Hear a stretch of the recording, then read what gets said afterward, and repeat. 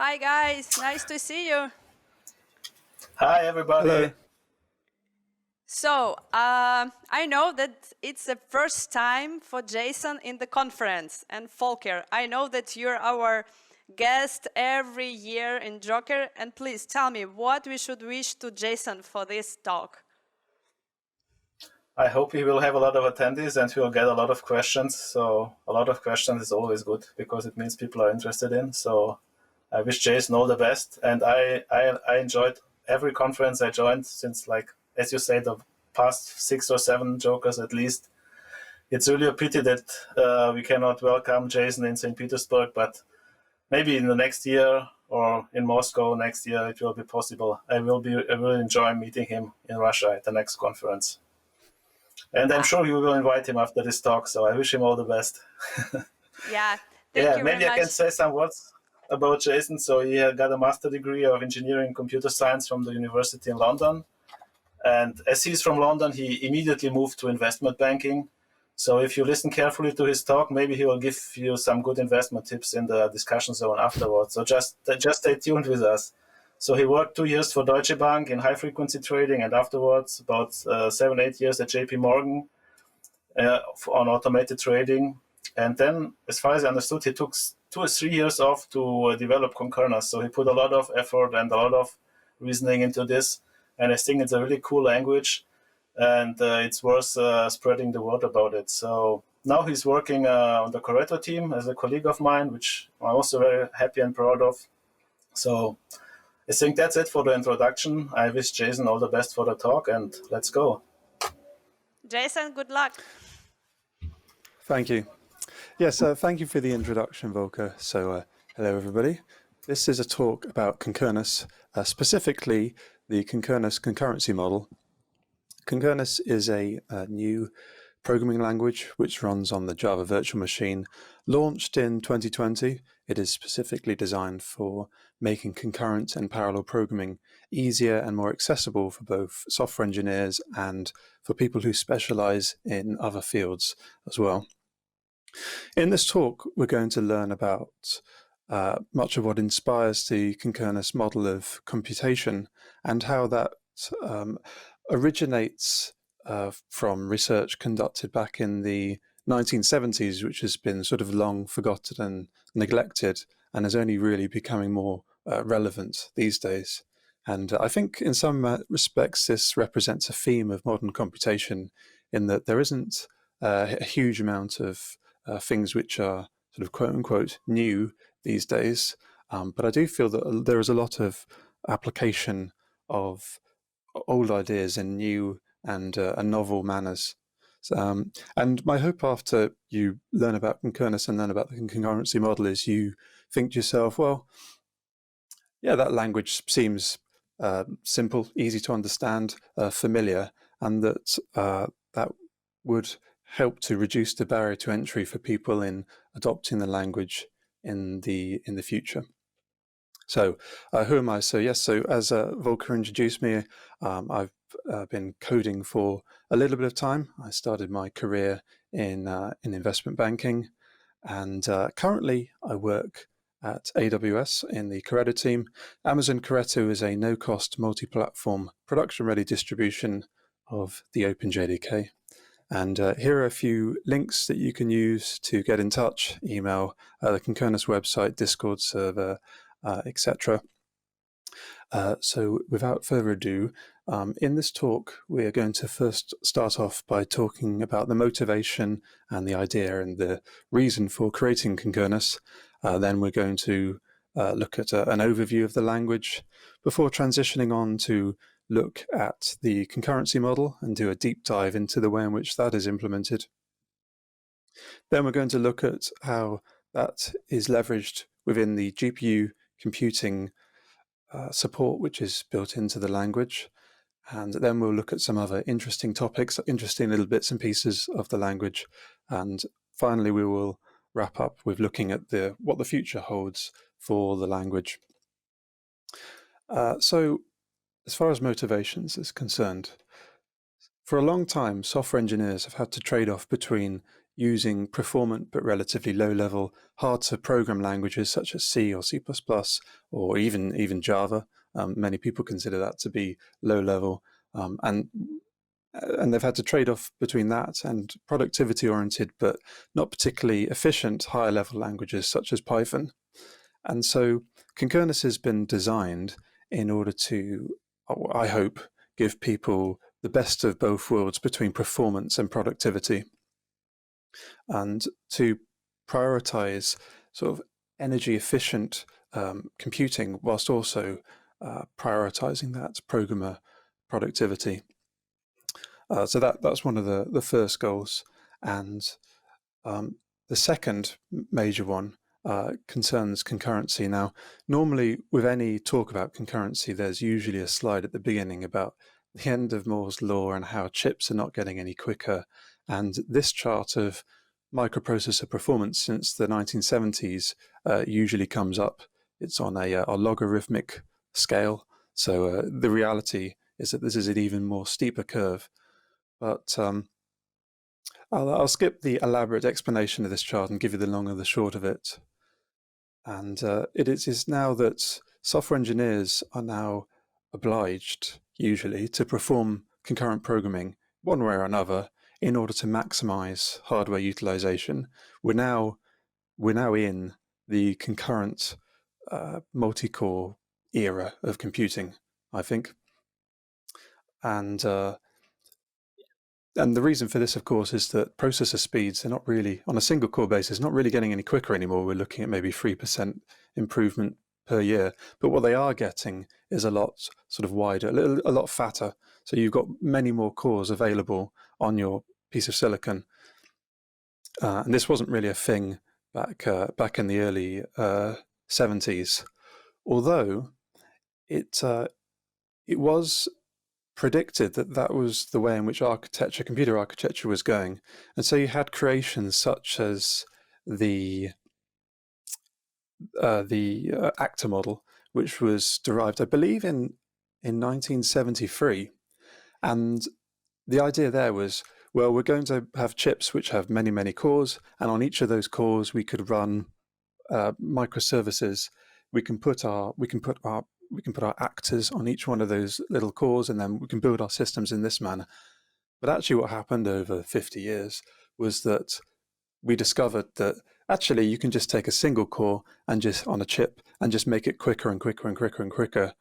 And so we don't really need to worry about concurrency and parallelism and making use of multi-cores because there was only one core to use anyway. But of course, nowadays that's not the case. And concurrent programming is still one of the more challenging aspects of modern day programming. And I think that for me, so I started my career in investment banking, and one of the most challenging things that we had to deal with, even with world-class engineers working on high-frequency automated trading systems, very low latency, very little tolerance for error, a high demand for making use of the resources that you have on your computer, so making maximum use of all those clock cycles, making maximum use of all those cores, but doing concurrent programming using the thread and lock based model of programming that is exposed in languages such as Java, C++, was actually quite challenging, even for very, very talented engineers. And so I thought to myself, well, look, maybe there's a better way of doing this. So I did a bit of research, looked into things like Erlang, looked into things like Go, and thought, well, these alternative models of concurrency, which are based on lightweight threads, which are based on avoiding things like locks and explicitly managing threads in concurrency, seems a bit easier for people, but there isn't really anything on the JVM that we can use that allows us to take software that we've already written in JVM-based languages, mostly Java, and being able to take that and use that in a concurrent setting. So I thought, hey, well, there's an opportunity here. Let's try to do something a bit novel and a bit different. So I took 2 and a bit 3 years off to build Concurnas. with a view to making concurrency easier for people, meaning they don't have to trade off between performance and productivity. And I will let you be the judge of whether or not that has been successful or not. But in any case, this is only the beginning of what I think is in store for Concurnas. Concurnas also has support for GPUs, so graphical processing units for parallel programming, and GPUs per unit compute use far less power than your modern-day CPU. And Concurnas provides first-class citizen support for that concurrent programming and also GPU computing. And running on the JVM and compatible with its existing Java and JVM language code, Concurnas has been designed to be usable by modern software engineering teams, because of course nowadays teams are not just software engineers, but they're made up of individuals with a variety of different skill sets, and Concurnas has been designed to be leveraged by all of those different types of people. It's also open source under the MIT license. So now we can look at the obligatory hello world, and here is the output of this little piece of code that we shall examine shortly. And there are a few very interesting things taking place here. So first of all, people comment and they say, well, this looks a lot like Python, but with braces. And yeah, that is the goal. So Concurrence is a statically typed language which presents the facade of a dynamically typed language. And first of all, we can see here that functions are able to exist in isolation. So this is this is code which you can write directly in Concurrence. And whereas in languages like Java, you would need to wrap your function definition, you'd declare it as a static function existing within a class. Within Concurrence, you can just define these at the top level of code. A bit like Python. Notice here that the function return type is implicit, so we're not stating what returns from this particular function. Instead, Concurrence is able to use inference in order to figure out what is returned from a function, just as in the same way that type inference is used in this declaration and assignment to the variable y. Y is in type inferred to be of type integer, just based on the context of what's on the right-hand side of the assignment operator here. And so in this way, Concurrence is able to present the facade of a dynamically typed language while still being statically typed. It's all through leveraging type inference. There are other little tidbits, little interesting piece of things here. One is that a Boolean can, where a Boolean expression is expected, you can use any type. So in this case, we have a primitive type of an integer, but you can also use object types as well. There is a special toBoolean method that is added to all object definitions in the same way that toString is available for all objects defined in Java, for example. Concurrence has toBoolean, so you can convert anything to a Boolean. Also, we have support for tuples, and notice here that we do not need necessarily to explicitly define the return statement. You can use the return keyword if you want, but in this case, because this is the last thing referenced within the body of this function, then it's implicitly taken to be the return type. Notice here we have numerical range expressions. This is Concurrence is a language which is inspired by many others, Kotlin being one of the inspirations. And so here we have a numerical range expression. And the most interesting and most novel aspect to the language, and one which we're going to spend a lot of time focusing upon, is the bang operator here, which is used in order to create what we call an isolate, which in Concurrence terms is a lightweight thread. And that is taken to be the unit of concurrency within Concurrence. Everything preceding the bang operator is executed on a concurrent basis. Notice here that we're using standard string formatting. There's a little bit of, there's some improvements here, I think, over a language like Java. And this is inspired by provisions in languages such as Kotlin and Python as well. And notice here how we're using the standard Java class library. And this is because Concurrency runs on the Java virtual machine, and you can use all of your standard Java class libraries. You can also use all of your existing Java code within the context of Concurrency. And if you attempt to run this code yourself, you may receive an output that looks like this. Notice how we're not these individual isolates that are spawned here, these concurrent units, are not executing in a purely sequential order. Rather, it is non-deterministic and contingent upon scheduling what else is going on the processors, which determines the order in which the individual isolates are able to perform their computation. So if we were to rerun this execution, we would see this output in a different order. And Concurrency has some mechanisms to deal with non-determinism and ways in which you can tighten up the model of computation to make it more deterministic, and ways you can loosen it to make it less, to make it more non-deterministic. So now we're ready to look in detail about the individual paradigms that are supported within the language. So Concurrency is a multi-paradigm language. We don't have time to cover the entire language in detail. We're just going to introduce and focus on concurrency for now. But essentially it supports three forms of classical computing and one sort of more modern form. So we have imperative computing, so assignments, expressions, etc.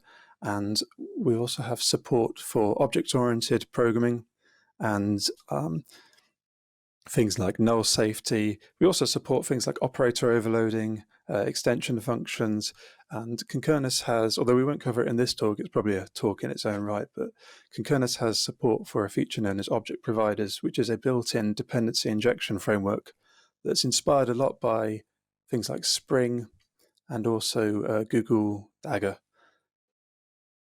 Concurrency also embraces the functional paradigm in things like method references, currying, lambdas, partial evaluation, pattern matching, lazy evaluation, and Concurrency has support for the new reactive programming paradigm, which we'll get into some detail at the moment. And all underpinning this is its multi-core CPU and GPU support. It has support for things like distributed computing, and at the end of the talk, we'll look into ways in which you can actually extend the language itself, and you can use code written in other languages or even languages of your own creating. You can embed that within Concurrency as well.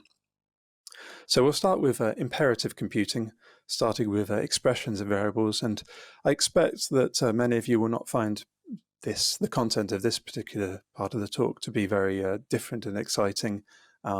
And that is very much by design.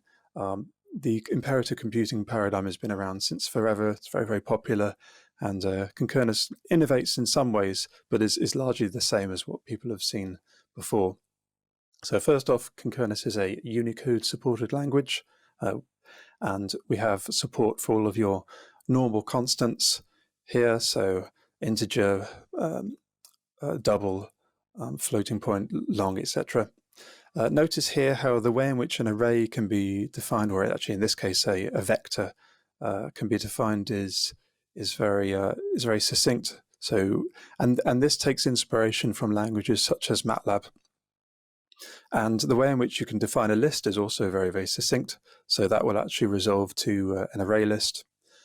And this is a syntax which is very much inspired by languages such as Python. And here is how a matrix is defined. So this would actually resolve to being a matrix which looks like 1, 2, 3, 4, like this. So that's a 2D matrix. And that again is inspired by languages such as MATLAB. We have all of your favorite expressions, and we also have support for, as we've seen a little bit before, type inference. So Here is an inferred type. A int is of type integer, given that the right-hand side is an integer. But we can also explicitly declare a type, and we could also use val and var if you so please as well.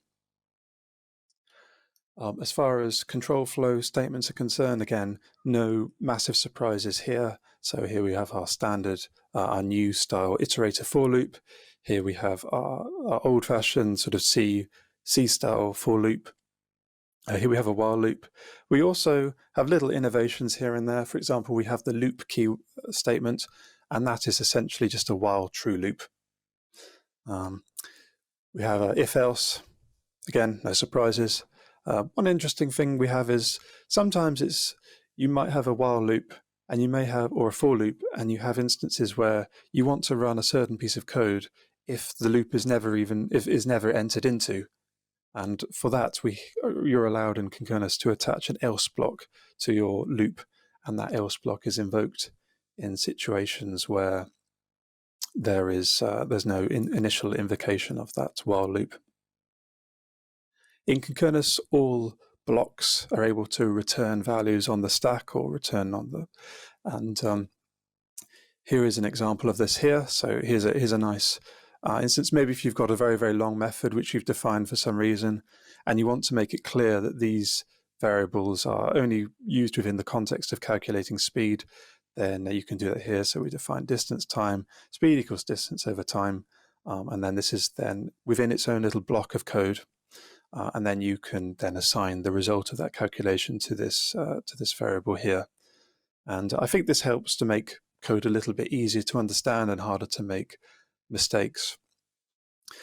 This can also be used within the context of branching expressions. So here we have an if loop, and an if expression rather. And so whether or not it resolves to true or false within our test, we're able to derive a value and then set it here. For loops are also able to return values. So in this case, we're just taking powers of 2 from 2 to 6 and assigning that to the powers variable. So this is an extension of that concept of blocks being able to return values. We also have support for functions. So no massive surprises here, except for the fact that, so here is the most verbose form of defining a function. Notice here that we can use this operator in order to define a one-line function, as we do here. And we're able also to infer return types, as we've seen previously, and we can also remove the return statement. And so you end up with a very succinct way to define functions within Concurnas. And of course, they can be invoked in the normal manner by specifying arguments within parentheses. Concurnas also has support for overloading. And so we're starting to sort of diverge away from Python territory at the moment. But so overloading is present. We also have things like var args, which has been in Java for quite a long time now. And we also have things like default arguments and named arguments. So in this case, we have 3 arguments, A, B, and C, which all have default values, which enables us to define call this particular function without specifying any arguments at all. And then this will just use these default values within the definition here. And in this case, we're able to explicitly define which one of the default values that we are overriding. Concurnas supports exceptions, and they are what's known as unchecked exceptions. So there's a bit of a debate in the sort of object-oriented programming and software engineering community about checked versus unchecked exceptions.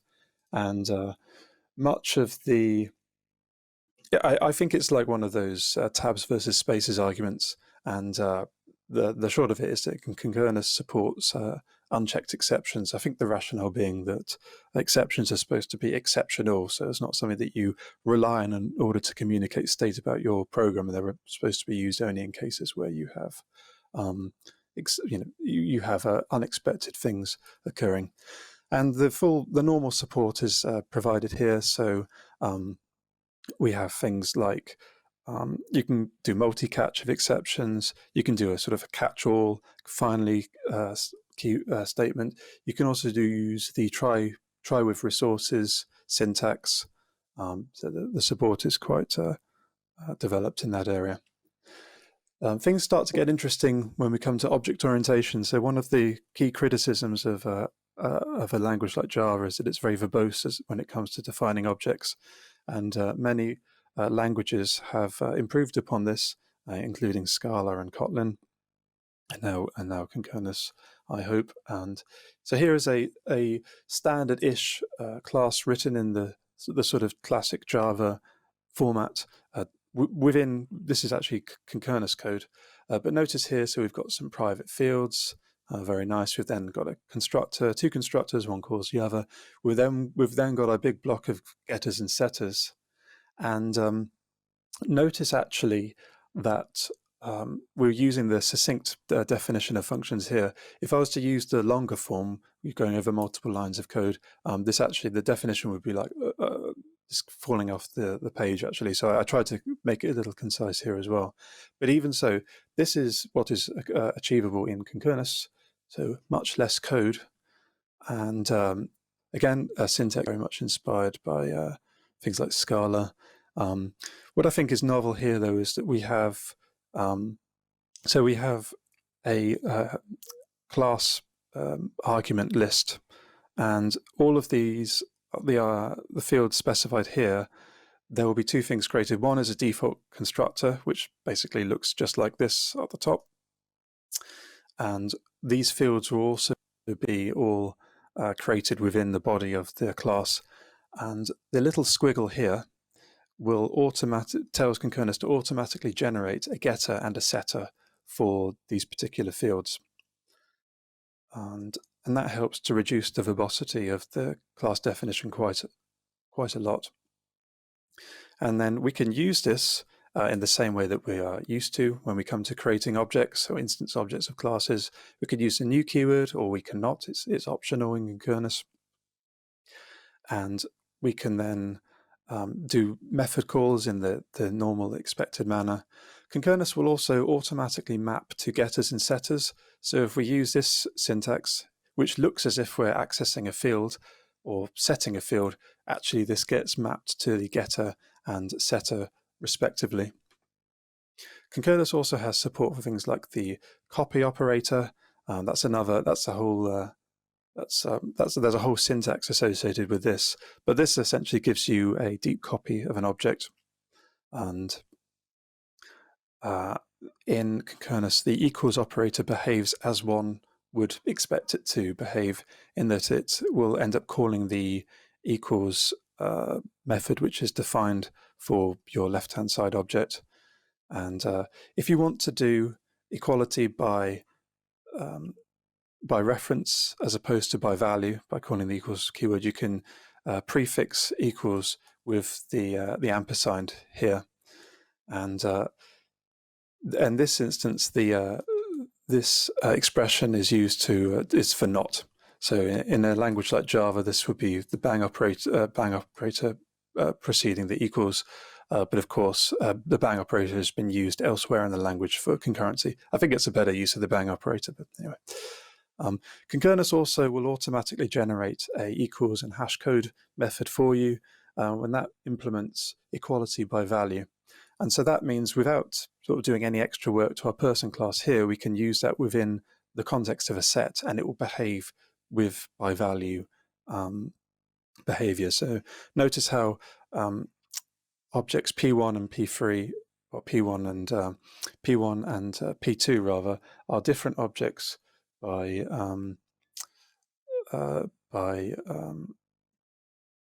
value, by reference, but actually by value are the same, and so that is represented here. We also have support for traits and generics, and this is a feature which is taken from Scala. And we also, the language has support for null safety. So in Concurnas, in this case here, we define a variable called aString, of type string. And if we attempt to assign it a null value, then this will actually resolve to a compilation error.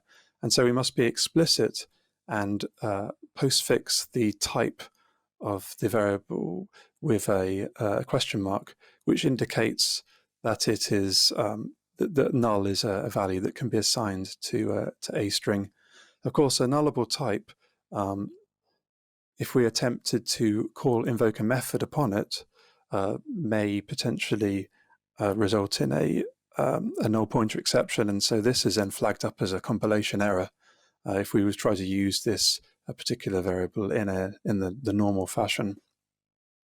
And so, in order to manage that, we have a few special operators, starting with the null safe operator. So in this case, if a string resolves to null, then this expression will the length method will not be invoked at all. Instead, null will be returned for len. So len is actually of type integer, nullable integer in this case. Another alternative is to use the Elvis operator, and essentially this behaves as the same way as a safe call, except for if our variable does resolve to null, then it will use whatever is defined here on the right-hand side instead. And for those who like to live dangerously, you can use the no null assertion. And if the left-hand side operator is null, then it will just throw a null pointer exception as normal. And Concurnas has fairly sophisticated support for null type inference. So in this case, in cases where we've asserted that a string is null, then in the else component of the if the branching statement, this will actually this cannot possibly be null. So this statement is actually perfectly valid. Concurnas also has support for functional programming. So here we have a normal function definition, and here we have a method reference to that function definition, which leaves both the input variables unbounded, and then which is then assigned to OP1. OP1 is then can be invoked just like a normal function, and our result set here. We can bind one of the arguments as well if we so please, and then we get a one argument version of that method or function reference. And this can be quite useful because you can pass function references around your code. So in this case, we are performing a to each, or essentially a map operation to an array of integers. And we also have support for lambdas within the language. So here's a very simple lambda definition. Concurrency also has support for pattern matching, and this is quite sophisticated. This is very much inspired again by Scala. And essentially, you can think of pattern matching as like a switch statement, but a lot more powerful. And it essentially replaces very elaborate, if-else expressions that you'd normally have present within your code. The core of the language is actually implemented in Java itself, but about 10% or so is implemented within Concurnas, and which makes the build quite an interesting process, but it is all automated using Gradle, so that's all sorted out. The language itself is implemented where we leverage Antler for lexing and parsing.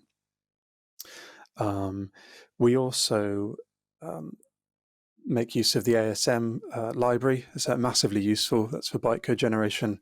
And the compiler itself is known as a iterative multipass front-end oriented compiler. So essentially what that means is that you've got your code in your here defined in your .conc file, and then Concurnas will perform multiple passes over that code with different phases of compilation, such as lexing, parsing, and then semantic analysis, and then finally at the end bytecode outputting, which is a good way to start a compiler. Makes heavy use of the visitor pattern in doing abstract syntax tree processing. If anyone ever wonders, where do people use the visitor pattern? Well, it's used a lot in compilers. And the current compiler, as we will look on in future developments later on, it's a little bit slow, but I think there's ways in which the speed of that compiler can be improved by, I think, at least 2 orders of magnitude. Where the compiler is fast, though, is that just as in Java, it's a 2-step compilation process. You compile to bytecode, and then you take your bytecode and you run it on your Java virtual machine.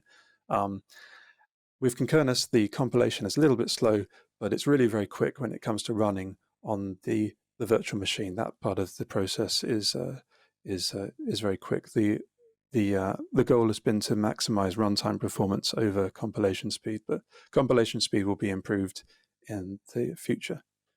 We're now ready for our first Q&A. So if there are...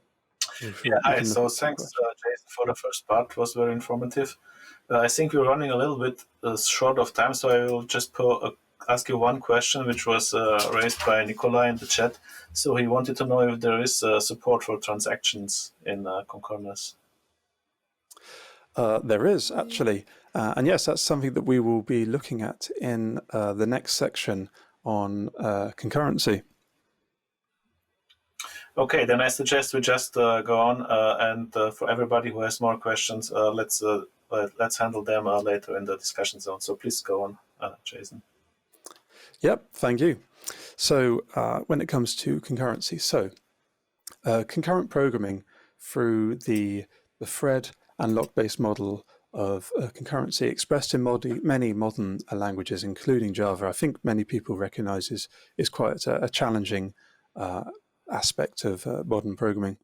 And with Concurnas, I hope that you will see that things are a little bit different.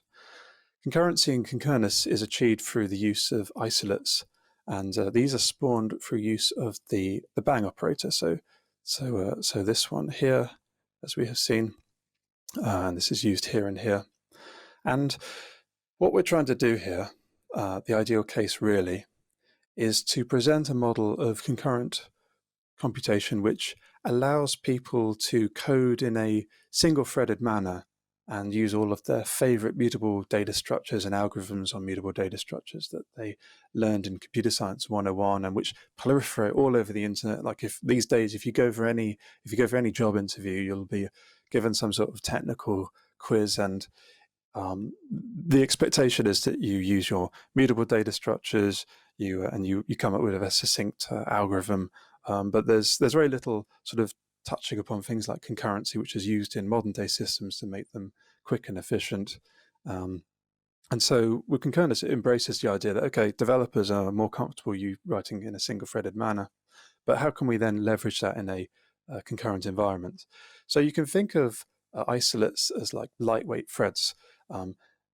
This whole concept of lightweight threads and continuations is actually something which is coming to to Java, to the JVM, and I think actually Alan gave a talk about this yesterday with Project Loom. So that's actually something very exciting, which I hope that we'll be able to leverage within the context of Concurrence in the future as well. But essentially, the idea with that whole model is that the number of threads which you can create in a program is bound only by the amount of memory that machine upon which we're operating upon has. And we're not restricted by the operating system or the virtual machine hard limit in terms of the number of threads that we can create. Now, notice here in Concurrence that threads that are the isolates they'll copy in all of their dependencies. And in this way, they can be said to be isolated. So if we see the anarg argument here, so if we were to run this, sort of implement this concurrency support in a naive manner, actually what would happen here is that we would be doing two greatest common divisor calculations upon the same value, one being this number plus 3, which is added here, and again called here. And so or maybe not. You actually potentially end up with non-deterministic behavior, depending upon whether or not the isolate which we spawn here has actually completed execution, or even actually got to this point of this point of execution relative to when this one starts. So it's actually, and that accidental sharing immutable state is something that we avoid by, in Concurnas, all dependencies are copied into the body of our isolate. Notice here that there's two syntaxes for isolates. One is that we can define a function and postfix it with the bang operator. That will create an isolate.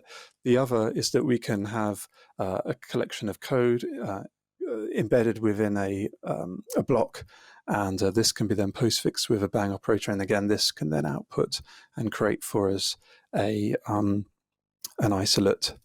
And the thing is, if this in and of itself is not massively useful, because isolates need a way to break the isolation rule in a controlled and thread-safe manner in order to be able to communicate changes of state. Otherwise, an isolate would be just a sort of a black box. And so we have the concept here of a ref.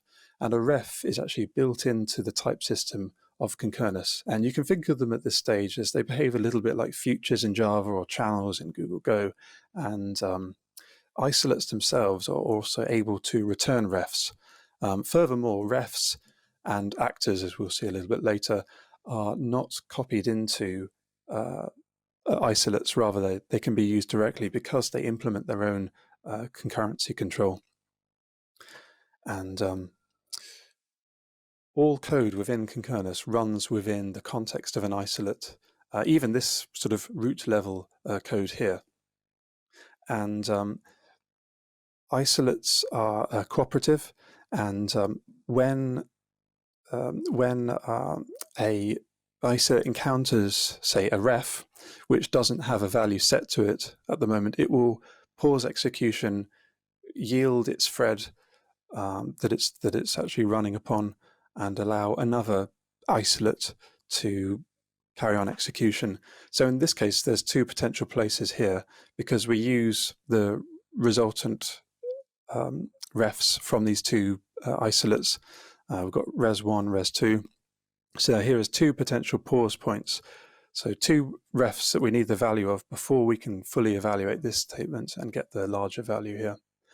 And I think this is quite a nice model of doing computation. Back when I was doing algorithmic trading, there were lots of instances where we had separate sort of pipelines. So we had separate pieces of work which were taking place all at the same time. And we wanted to essentially have a barrier and wait for all of these particular operations to complete. And this model of computation allowed us to, this was implicitly the type of computation that we were using, and Concurnas embraces that. It also enables so-called reactive computing. And this is achieved via use of the every keyword. So refs in Concurnas, you saw previously how you can wait for a value on a ref to be set before carrying on with execution. Well, the every keyword will actually permit you to hook onto a ref in order to react to changes in the value of that ref. So in this instance here, we have our asset price variable. Every time a value is set to that asset price, the block of code here is executed. And you can actually have quite complicated expressions that are derived from this. So in this case, we've got two every expressions here. So if you were, say, working in building a finance system, and you had two stock prices, for example, and you wanted to wait for one stock price, or maybe you had one signal to be greater than another signal, and then you would initiate a trading operation, you could do that using this particular construct. And note actually that the keyword return has a special meaning used within the context of an every expression, in that it will actually cease execution after that point. So if there was an operation that you wanted to perform only once when this particular condition is encountered, then you could achieve that using this particular syntax. And code that's executed within every block operates within its own isolate as well. And you can perform some quite interesting things with this. So for example, let's say we wanted to calculate a variable c to be the sum total of a and b. As a and b are not just initially set, but also updated by other parts of the program, then you can actually create a stream of values of c. And this every block actually reacts to the changes in C and just outputs them to the console.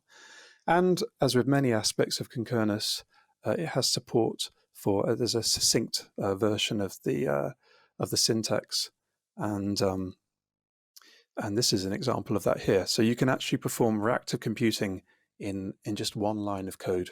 So now C is always going to be the total of A and B, and will automatically be updated as A and B change. Now, as far as implementation is concerned, when you start up the JVM, or when you start up Concurnas running on the JVM, Concurnas will spawn a number of threads contingent upon the number of physical cores available on the machine which you're running. And when you create isolates, these will behave and operate in a cooperative manner. They will be multiplexed onto individual threads. So in this example, maybe we've got a quad-core machine and we've got 4 physical threads running. And these individual isolates are then multiplexed onto those threads, and they are executed on a first-come, first-served, so FIFO manner. Notice how the isolate at the top of this list is the one which is currently active, and they are able to spawn more isolates, so isolates can spawn isolates, and they also are cooperative. And this is, again, very similar to Project Loom, actually, just implemented in a slightly different, sort of higher level manner. They are what's known as one-shot delimited continuations, and they are able to package up the state of the call stack and yield to what so-called pause points. So points where let's say if you got to a ref and no value has been set, then your program would pause until a value has been set by some other aspect of the program, and then that would enable that isolate to then yield the thread that it's operating upon for execution of another isolate. So in that way, they are cooperative. And this is achieved by adding an extra argument to all method calls, which is I think a common method in which this is implemented. So an example of this is, so let's say we've got foo, which calls bar, very straightforward. So maybe when we're executing on our call stack, maybe we've got a thread, and on that thread is running a whole bunch of isolates, in this case over 28,000. I think the maximum I've ever run on my limited hardware, I think I've spawned about 200,000 isolates. I think that's my limit, but I think on a more decent machine, my machine's like 10 years old, but on a more decent machine, multi-core, a little bit more RAM, you probably could, I'm not sure what the limit is actually, I probably should benchmark that. Anyway, I digress. So we've got a call stack here, so for foo calls bar, maybe bar pauses execution as the ability to yield. And so we have here what that sort of roughly would look like. So you've got your call to foo, you've got the call to bar, and then bar is implemented using this pause expression. You can then we will look now at the way in which that is utilized by refs in order to implement this cooperative functionality. So refs implement pause, and what's effectively pause and wake up functionality is actually refs are the only part of Concurnas that leverages this cooperative mechanism built into the language. I think other areas to do it would be things like I/O, and I think that would maybe be something we do in the future, though. And here is a rough example of how refs are implemented. So recall that refs, so this is a ref type. So doing assignment to a ref is implicitly, it's like the same as calling the set method, and doing unassignment or unreffing is the same as calling the get method. And the pseudocode of how this is implemented, I was going to show the actual code, but it would be like multiple pages. But the pseudocode is roughly this. So when a isolate calls a ref to extract a value from it, if no value has been set, then the fiber, which is, or rather the isolate, which is trying to access that ref, will then be, the ref will remember who it was, and then it will pause that isolate and allow it to transition to another isolate, unless of course the value is actually set, or when it does eventually get set, then the get can be called, and then the value can be returned. When a value is actually set, then the ref will wake up all of the callers which are waiting upon a value to be set. And overall, this is achieved via bytecode manipulation.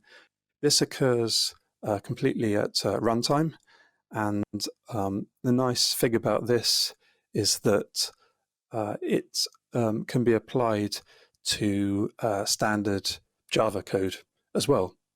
And if you want to start playing around with this, so there's a few alternatives. One is the other languages implement this functionality maybe in different ways. I've not looked in much detail, but you've got things like Kotlin.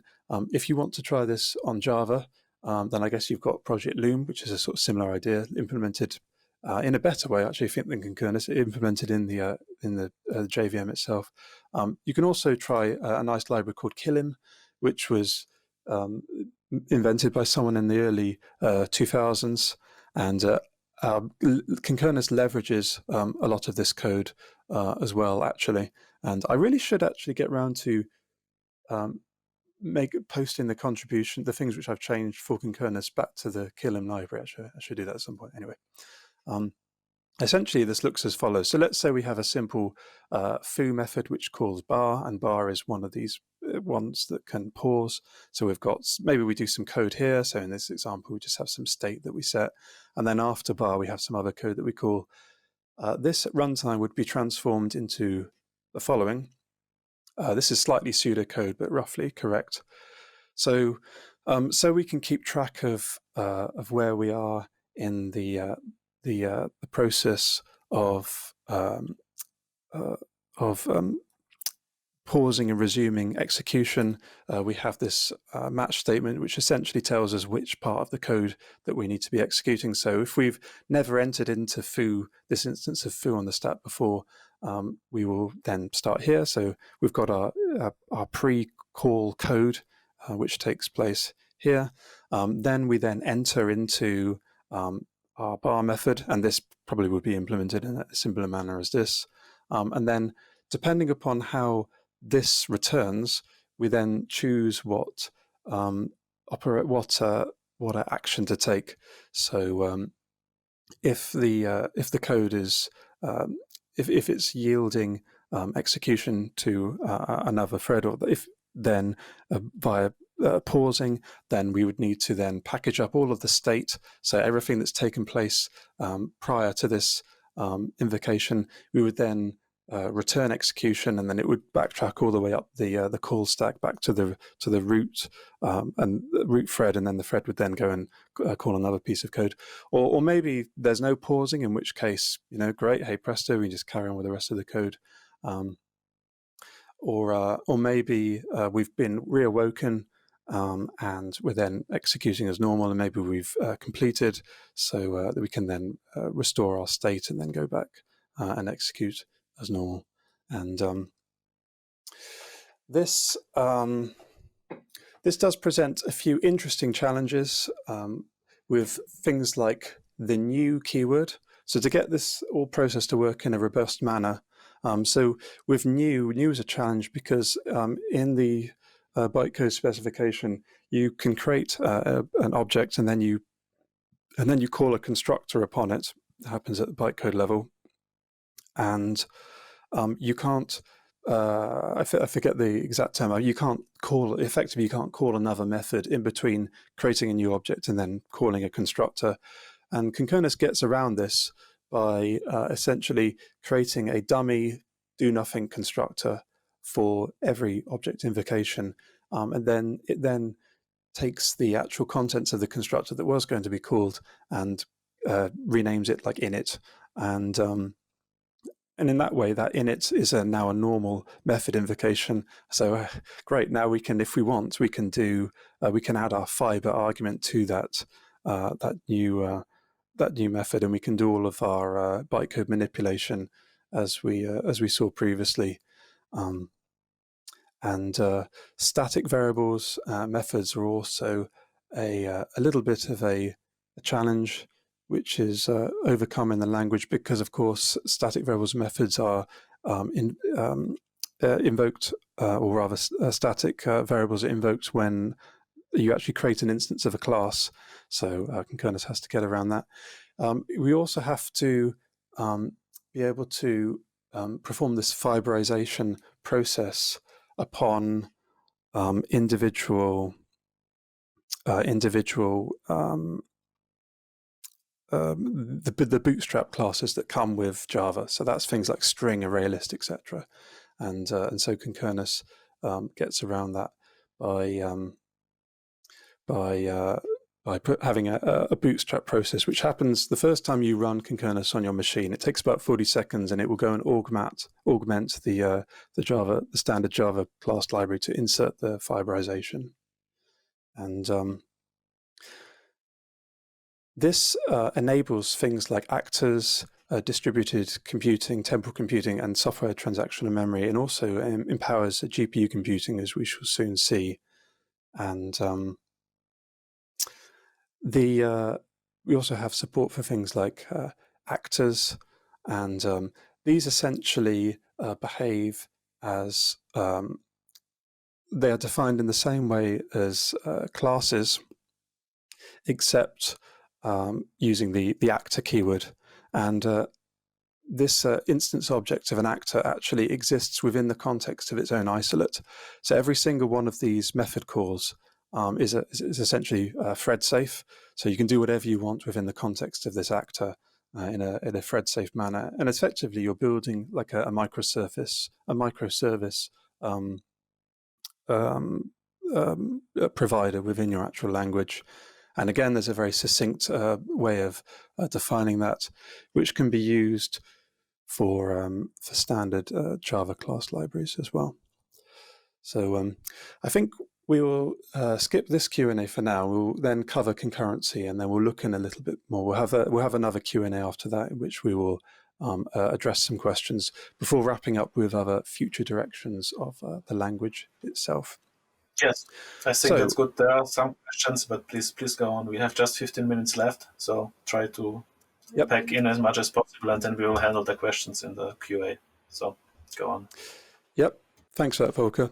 So for GPU computing, so to bring everyone up to speed with GPUs, so the promise, the dream, the hype, the reality is that with GPUs, for many parallelizable algorithms, up to 100 times speed up in performance can be obtained versus the same algorithm implemented on the CPU. So that's, the normal case is 2 orders of magnitude speed up improvement. But in order to achieve that, there are some differences, fundamental differences between the CPU and the GPU. So just looking at things from a physical perspective, your modern CPU has maybe 64 cores. So, for example, AMD, they produce a retail chip, their Ryzen, I forget the name of it, but you can go out and buy, I think it's about $4,000, and that has 64 cores on it. Your normal sort of typical GPU now, sort of mid to high end, has over 4,000. So just academically, we can see that, okay, well, performance-wise, your GPU is most likely to sort of beat our CPU if we were to line up an apples-to-apples comparison. The reason why we say apples-to-apples is because the CPU is designed for a slightly different architecture. With a CPU, you're talking multiple different pieces of data and multiple different pieces of code operating upon that data at the same time. Whereas on your GPU, it's a SIMD, so a single instruction, a single block of code operating on a massive amount of data. And so this puts two restrictions upon the developer. One is that they have to learn a slightly esoteric programming model in order to support the hardware. And the other is that usually you have to code in languages such as C and C++. Now, Concurnas aims to help with this, certainly the second aspect, by providing first-class citizen support for GPU computing. So here's a very standard operation upon a pair of vectors. We're simply calculating a to the power of 2 plus b and then plus a constant. So very straightforward. And this is the equivalent expressed as a GPU kernel. So this is idiomatic, so normal Concurnas code, static, compile time checked, and very similar, actually, just slight changes in keywords effectively. Some argument decoration in order to help the compiler and the GPU optimize the code that's been written here. And one of the biggest challenges is not so much defining code for the GPU, although that can be quite hard work, but also just interacting with the GPU as well.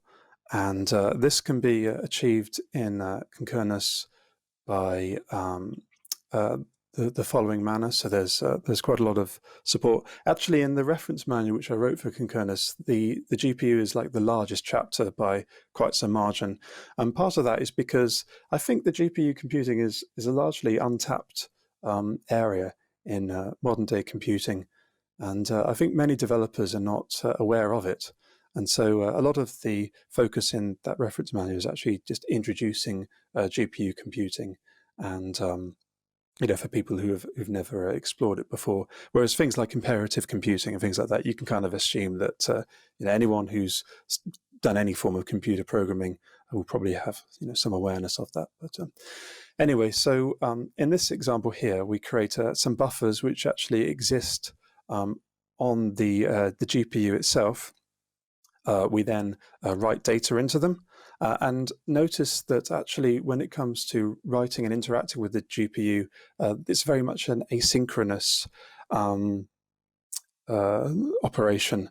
So, and that's actually the encouraged model for interacting with the GPU, because copying data to and from the GPU is actually one of the slowest parts of the actual calculation, the actual process. It's encouraged that you asynchronously copy data to and from the GPU at the same time as performing computation. And so in this example, notice here how our kernel doesn't actually define a return type, or rather the return type is one of the arguments. And this is because when you try to invoke a GPU kernel, you don't actually get a function, you get a function reference, which can then be passed to a GPU device. So this is our actual GPU with some arguments. Notice here how we reference C1 and C2. These are refs which are returned from these asynchronous operations. And we're passing them into here into our GPU in order to say to the GPU, well, wait until the data in C1 and C2 has been copied onto the GPU before performing the invocation of this function upon those methods. And finally, we then read the result from the resultant buffer that is written to. And notice compute here is not actually, this is another one of these asynchronous, this is actually a ref as well. So what we're saying is read the result from the buffer when this compute ref has been set with a value. And in this way, you get a very fast, very efficient, deterministic utilization of your GPU. How this is implemented is that it makes use of OpenCL. So there's two ways of interacting with the GPU at the moment, two major ways. One is OpenCL, the other is an NVIDIA CUDA. Pros and cons with each, but the biggest pro with OpenCL, and the reason it was chosen, is for compatibility. So OpenCL is supported by the NVIDIA and AMD GPUs. It also has support for FPGAs, And effectively, this is implemented via transpilation onto OpenCL C99 code, which does place some restrictions on the language features that you can use. But I think, as we've seen on the previous slide, it's for the sort of work that the GPU is well suited for, which is mostly mathematical operations on integers and floats. I think those restrictions don't really represent a serious shortcoming. It's implemented using JNI, using the Druckl libraries. So you don't have to use Concurnas if you want to do programming on the GPU. You can go and download and use Druckl if you want, and then use it in Java. And it is Linux, Mac, and Windows compatible. Now we have another Q&A, but I think before we do that, I'm going to wrap up the talk by skipping these slides and looking at what the future holds for Concurnas. But first of all, yes, so performance-wise, people often ask, well, all of this fun functionality, does this have a performance impact? And yeah, the truth is it does a little bit. I think completely 100% optimized concurrent Java code versus completely, just normalish, probably optimized Concurnas code. Concurnas is going to be about 5% slower. Does that really matter? I'm not sure, because in the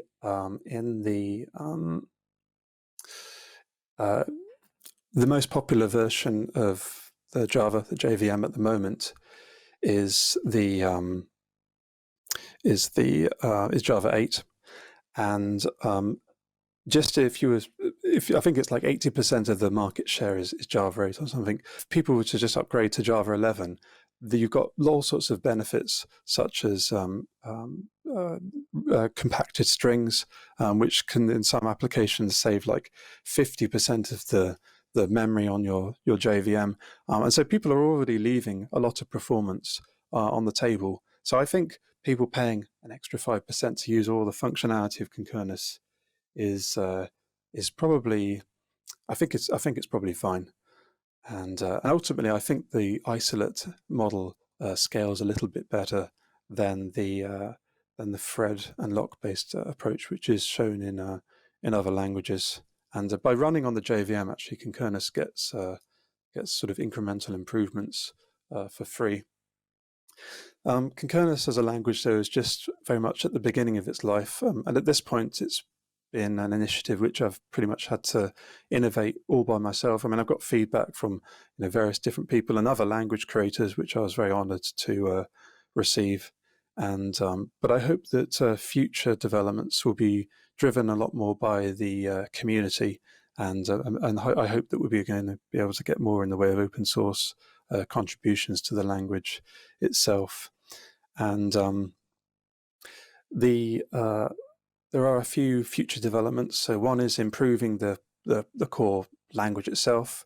So Concurrents has support for off-heap memory management, which we've not covered in this talk, but I think that's an area which needs some improvement, just in terms of syntax and more functionality. ISOs at the moment have a very simple scheduler that doesn't implement things like work stealing. So I think that could be improved. And I think that technique could be leveraged in order to implement more in the way of being able to slice and dice and divvy up resources within an actual machine. And say if we spawn an isolate and we know that it itself spawns a whole bunch of isolates, we could say, oh, maybe I'll give it maybe 25% of the cores on my machine, and that piece of code go off and do its thing, and I'll give another piece of code, another 25%, etc. I also think, so one of the shortcomings of Concurnas at the moment is that, as far as building DSLs is concerned, is that compared to a language like Kotlin has much better higher order function support. And so I think it would be nice if Concurnas could do that as well. So that's another area of focus. On the tools front, working at the moment on IDE support, also debugger support. So the nice thing is, because we're running on the JVM, we can use a standard Java debugger, but there needs to be some changes made on the actual use of that, because of course you've got this additional argument that's added to every single function definition for the bytecode manipulation. The core compiler could do with a little bit of speeding up. So there's, I think I could make it improve performance by at least 2 orders of magnitude relatively easily. We also want to have support for things like language server protocol, and that will make IDE integration much easier. In terms of quote-unquote marketing, so getting more and more people to use the language, working on there is a Wikipedia article that's in draft at the moment. The reason it's still in draft is that it's missing more in the way of secondary sources. So there's lots of primary sources, so things which I've written, and in the future, actually, there's going to be a book about Concurrence, like a physical book you can go and buy in a shop. And so I'm writing that at the moment. I'm working with a publisher on that, and hopefully, when those things are in place, we'll be able to start getting listed on Tobe. I think it's pronounced Tobe, anyway. And there's a few experimental things which we're looking at. One is known as automatic differentiation, and in this way, Concurrence would be the second or maybe third language to support automatic differentiation within the actual language itself. And that automatic differentiation is used for can be used for people in finance, and it can be used for things like for AI and machine learning. I also want to make use of language extensions, which unfortunately we had to skip in this talk.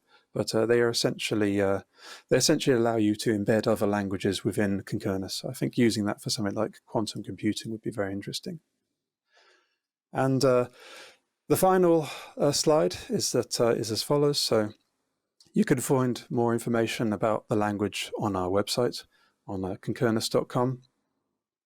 You can download and make use of the language if you want as well. There's download instructions there. We're on the SDK Man platform, so it's essentially a one-liner to install Concurrence, or 3 words to install Concurrence. And finally, it is an open source project, so we have our GitHub listing there, which if you want to participate in the project, you're very welcome to do so. And we have like a Discord server, so you can come and talk to me if you want, and other members of the community. And I hope that Concurrence will continue to grow. And finally, I hope that you have enjoyed this presentation. And we'll be having more Q&A in the Zoom call later. Thank you very much. It was really cool. Congratulations. It was your first talk. And guys, see you in discussion zone. You can find the link in the right side of your player. And yeah, the 4th track is closed. Joker is over. Ciao, guys. Yes. Please, we have a lot of questions in the Telegram chat. So please, everybody who ask questions there, join the Zoom room. I think we will have a good discussion there, and Jason can show additional things or slides we had to miss here. And I also want to thank Jason. It was a great talk. I think people liked it, and maybe we can do a tutorial which lasts a little longer in the next one of the next conferences. That would be really great. So see you everybody in the Zoom room. Okay, Volker. See you in discussion zone. Yeah, bye. See you. Thank you. Bye. Bye-bye.